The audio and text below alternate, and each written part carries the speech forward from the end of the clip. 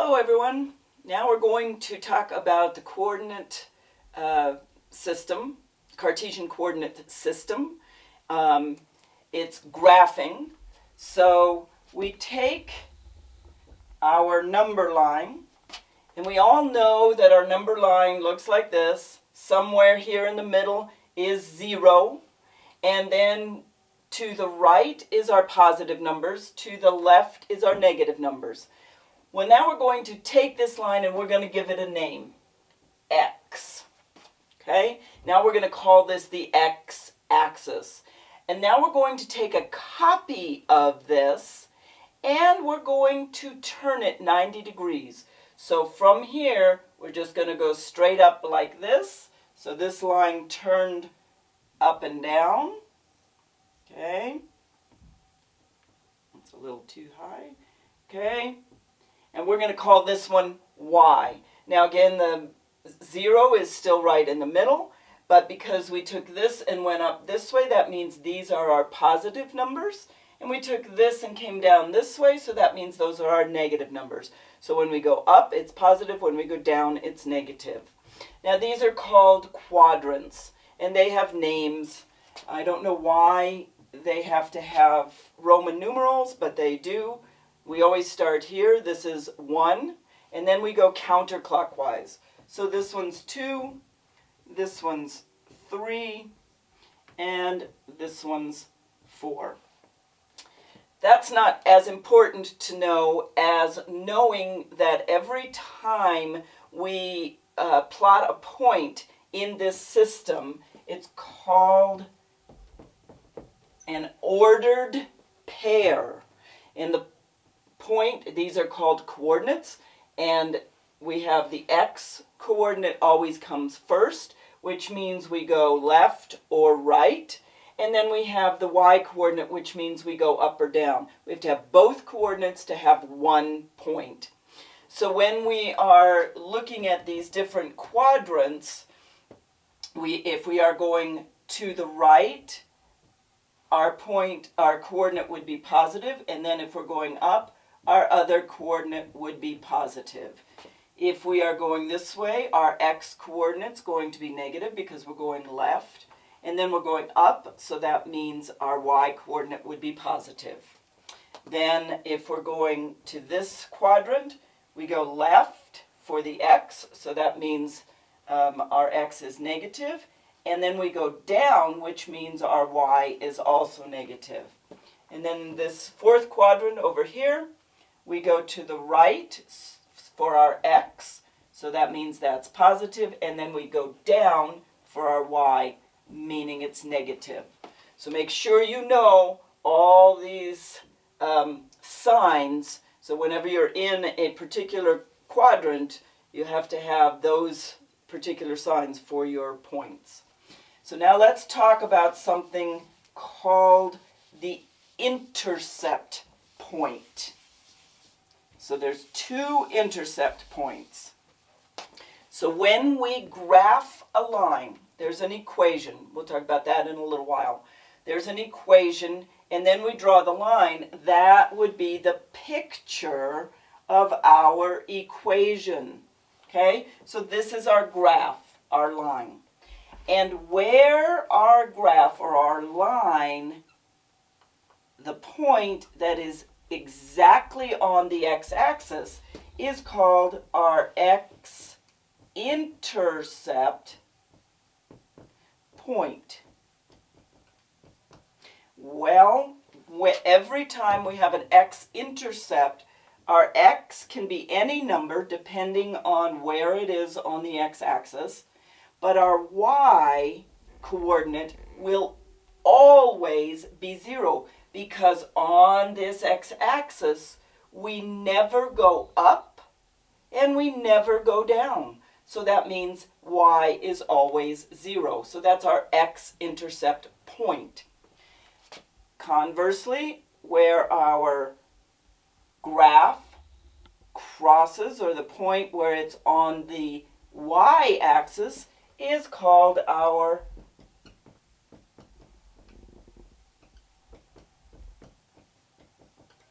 y-intercept point.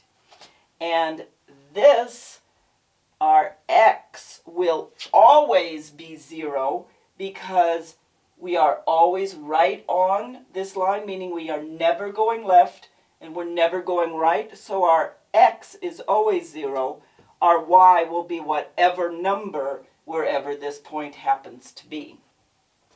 Okay, so let's talk a little bit about y equals mx plus, oh, excuse me, not yet. Sorry about that. Let's talk about finding our intercept points.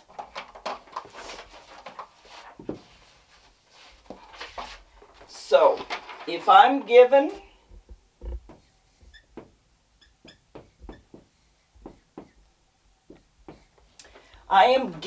this equation, and I am asked to graph it, the easiest 2 points are finding our intercept points.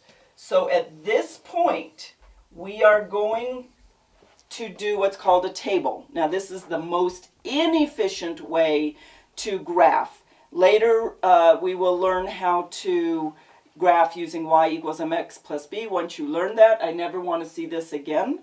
However, you do need to know this. When you go on to other classes, you may discover an equation that you have to graph and you don't know how. You can always come back to this. So let's just find our 2 intercept points. Well, to get our x-intercept point, we're going to let y equal 0 and solve for x. Second, then we will let our x equal 0, this would be to get our y-intercept point, and solve for y. So this is what that means. We're going to begin with take this 0, it's y, so we're going to replace this y with 0. So we get 0. And now we're going to solve for x. So, right back to just regular solving equations. First thing I'm going to do is move this to the other side. Remember, when he goes across the equal sign, his sign changes. So now it becomes 1, positive 1. Now this is an equation. It has a denominator, so I need an LCM. In this case, my LCM is 2. Remember then, sine LCM, term in parentheses, sine LCM, term in parentheses. So this sign is positive, so LCM, term in parentheses. This sign is also positive, so I don't need to write it. LCM, term in parentheses. Now, I can cross-cancel these 2's.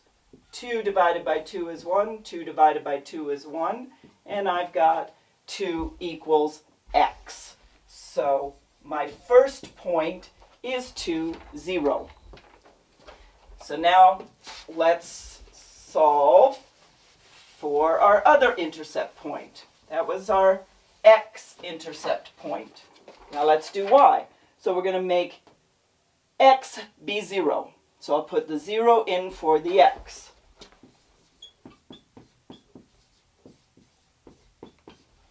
Okay, so anything times 0 equals 0, and 0 minus 1 just gives me negative 1. So now, here is my y-intercept point.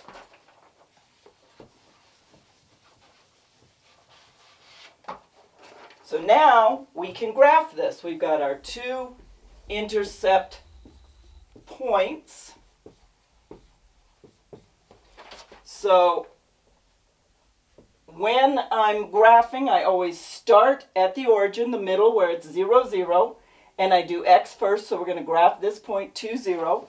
So I go to the right 2, and then it's 0, meaning I don't go up or down. There's our x-intercept point. Now let's graph this one.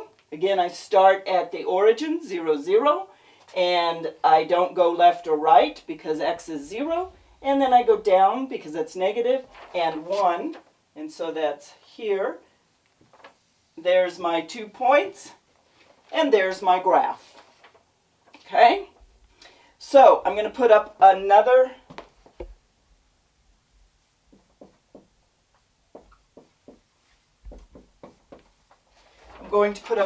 equation.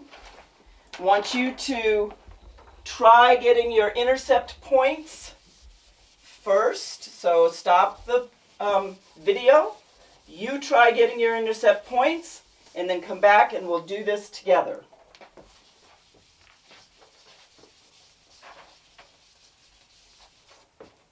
All right. So, once again, I'll set y equal to 0 and solve for x.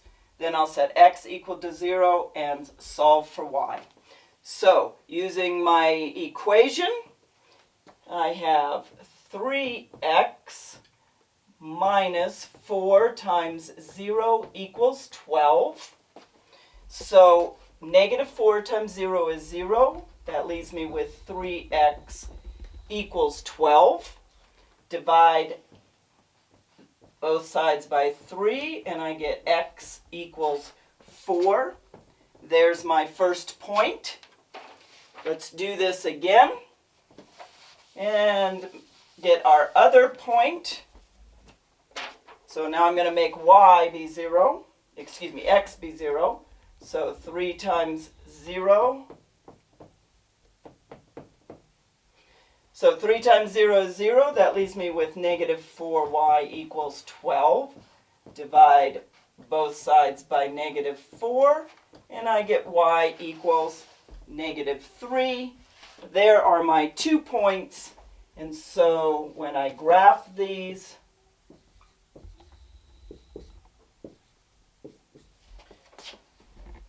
my first point being 4, 0, I'll start at the origin, go to the right 4, and then 0. That's my x-intercept. Now we'll graph the other intercept. So 0, negative 3. So I start at the origin. I do not go left or right because x is 0. And then down 3. And there's my graph. Okay?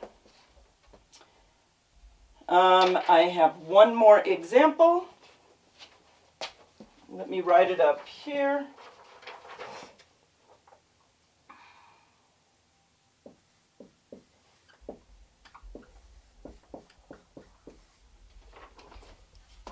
So once again, go ahead and stop the video. See if you can come up with the y-intercept points, and then we'll go from there. All right. Welcome back. Hopefully you got it. So, if I set y equal to 0, that gives me 5 times 0 minus 2x equals 0. Well, 5 times 0 is 0, so that's negative 2x equals 0. Divide by negative 2. And I get x equals 0. Okay? There's my x-intercept point. Let's do it again. Find our y-intercept point.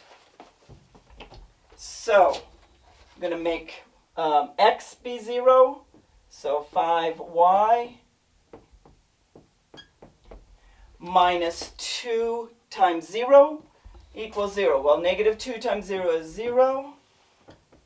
So divide each side by 5, and I get y equals 0.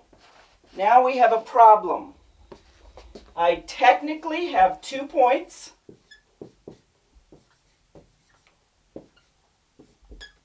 My x-intercept, which is right here, and my y-intercept, which is right here. So both of those points are the same point. I cannot make a line from that. I have to have 2 points. So let's randomly choose another number, any number. So let's make, I'm going to randomly choose 5 we'll make it 5. And I'm going to make that be x. So now and then I need to find y. So exactly what I did before. I'll put the 5 in for the x. Do the calculations here. I get 5y minus 10 equals 0. Now, I need to solve for y, so I'm going to get the variable term by itself, so means I need to move the negative 10 to the other side, but when he goes across the equal sign, his sign changes and becomes positive. So 5y equals 10. Now I'll divide both sides by 5, and I get y equals 2. And now there's another point that I can use to actually graph my line. So I start here, go to the right 5, up 2, and there's my line. Now, one interesting thing about a problem like this, if you've got an x and a y, and then the other number is 0, always your intercept points will always be 0, 0, 0, 0. Always. If it equals 0, they will always be 0. Or if this had said 5y equals 2x, you still don't have the other number. The ax plus by equals c. C is 0, wherever it is. And whenever that happens, both of your intercept points are 0, 0. So you don't even need to do this work. You just need to recognize, oh, I technically don't have a c, so that just means they're both this. Now I need to find one other point, and you can do that work and then have your graph. That's all for this one. See you in the next video.